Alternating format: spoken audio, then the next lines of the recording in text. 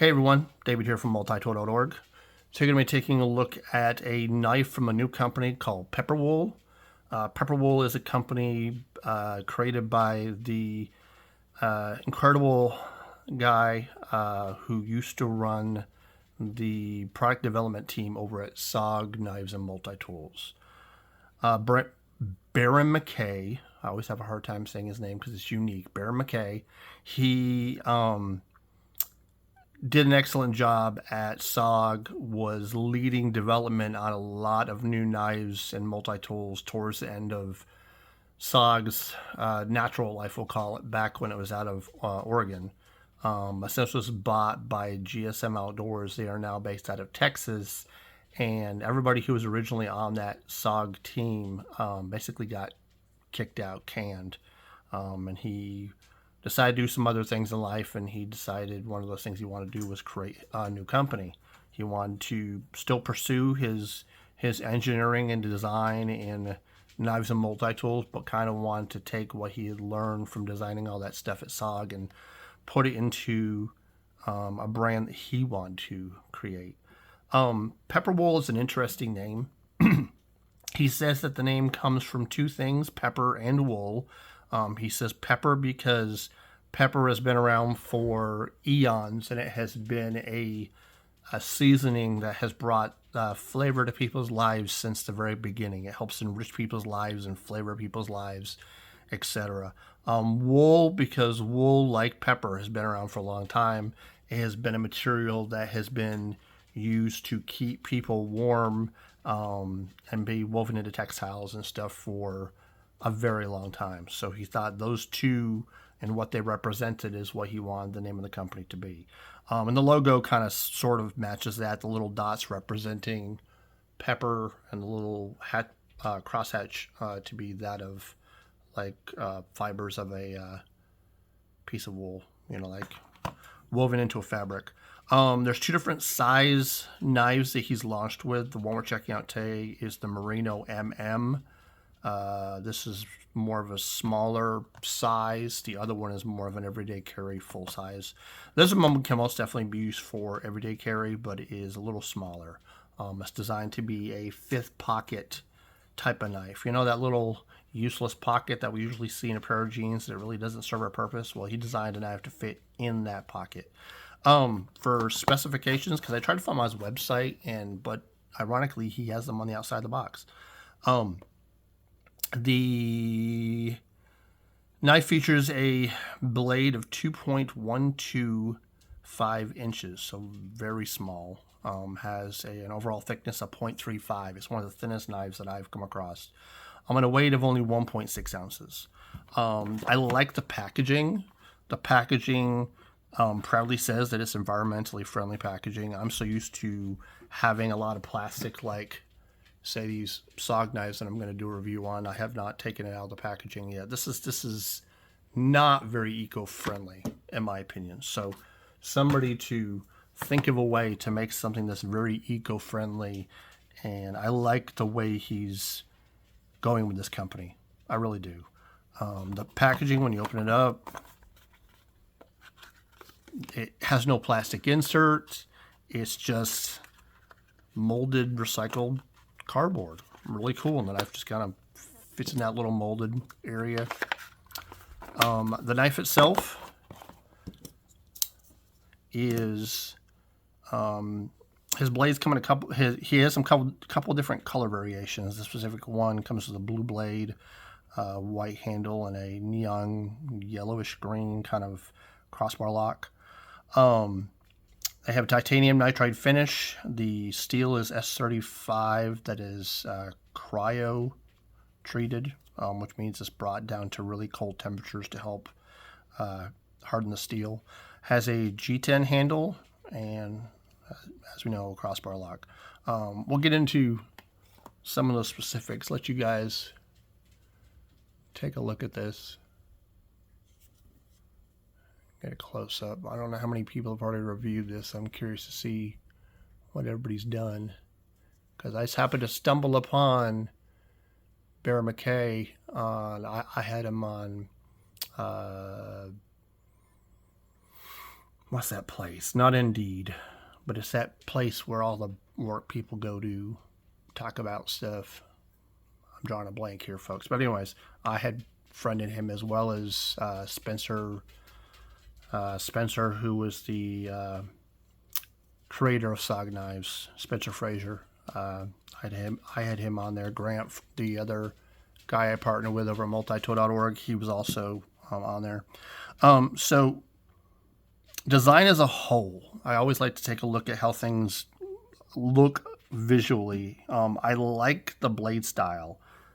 It is a clip point style. You can almost say it's a drop point, but the way that this cuts off, we'll say it's a drop point, but has the way it swedges towards the tip for like a reinforced tip, has kind of a secondary grind here, which makes it look a little bit like a Tonto. When I was trying to see if I had a Tonto here on my table where I review stuff, but I'm not seeing a Tonto offhand that I can grab. But anyways, instead of having a one continuous belly that comes all the way around, it has a secondary little grind. It grind, stops here, and then continues. That's that little, and that seems to be a trend lately. I'm seeing an awful lot of new knives that have, rather than just a one continuous edge, they have it where that transitions from a point here and then goes back.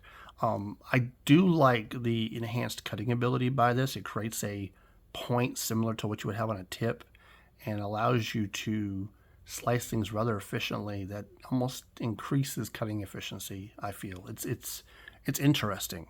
But as you can see, it looks kind of like a clip point, but I guess the way it doesn't swoop, it's more of a flat. It's most definitely a drop point.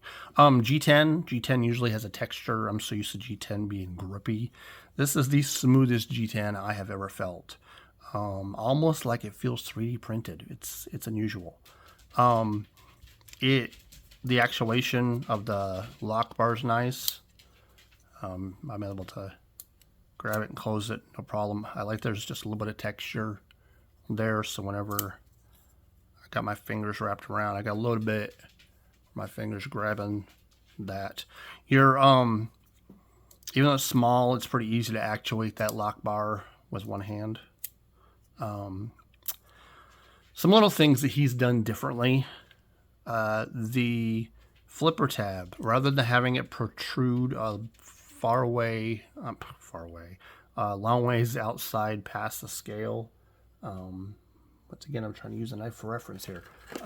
Try like how this Ventiso knife has quite a proud flipper tab hanging out there. What he did is he made a little scoop in the handle scales so he can kind of tuck the flipper tab further inside so it's not poking out as much. He added a little bit of texture to it to make sure that you could grab on, flick it. Plus a little detent, well, we can't call it a detent, a little divot, we'll call it, of where that flipper tab is. It kind of makes a natural place for you to rest your thumb, not only on the jimping on the spine, but also kind of further back if you wanted to. Very comfortable for as small as it is. I have to say, it's very comfortable in spite of its size. The Pepperwool logo is on the blade, kind of to match what was on the packaging.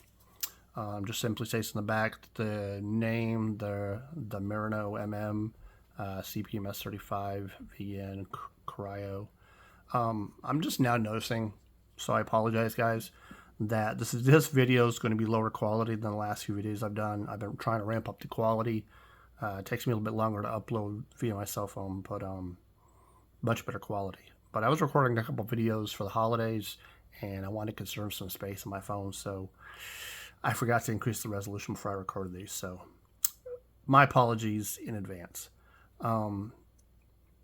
So one of the things that he was mentioning on a interview I saw is that how there's minimal screws on the body. There's not a whole lot. There's one for the pivot, and that's pretty much all you see.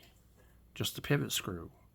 So the guy who was taking a look at this was like, how is all this all held together? And it seems that the screw that holds the pot clip on, because I'm sitting down, I'm having a hard time making sure I keep everything centered in the video.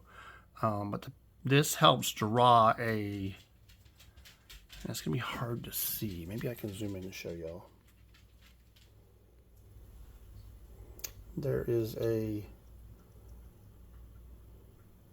screw on the inside of there that seems to hold everything together. What it is whenever you screw this in to put the pot clip on, it draws the two halves of the frame together to hold it together. So all you have is a screw on the pivot and the screw on the pot clip that holds everything together. Which I guess while I'm zoomed in here, I can show you guys some up close visuals of what this looks like. You can definitely see that secondary change in the edge. A little divot there. Nice little Pepperwool on the back of to match the crossbar. I like that. The clip is not titanium. It's steel. It's actually machined out of steel. It's a nice little difference. Let's bring you guys back here. There we go. Haven't had a whole lot of real world use on this guy. Let me see if we can go in a little bit. Haven't used this a whole lot yet. I've had a whole bunch of knives and a whole bunch of different products I've been trying to work on, kind of get caught up. So I'll have a written review on the site probably in the next week. But first impressions, usage, it's awesome. It is every bit of high quality as I expect from something that Mr. McKay developed. He had designed, I'm trying to think of the names at SOG, the different products. He had designed the Terminus XR. There's a few others, and the names are just eluding me, and I apologize. But anyways, he has designed quite a bit of knives and stuff, and had wanted to take that talent and just bring it to a new fresh introduction to the knife market. He's planning on developing multi-tools as well as expanding on this line of knives.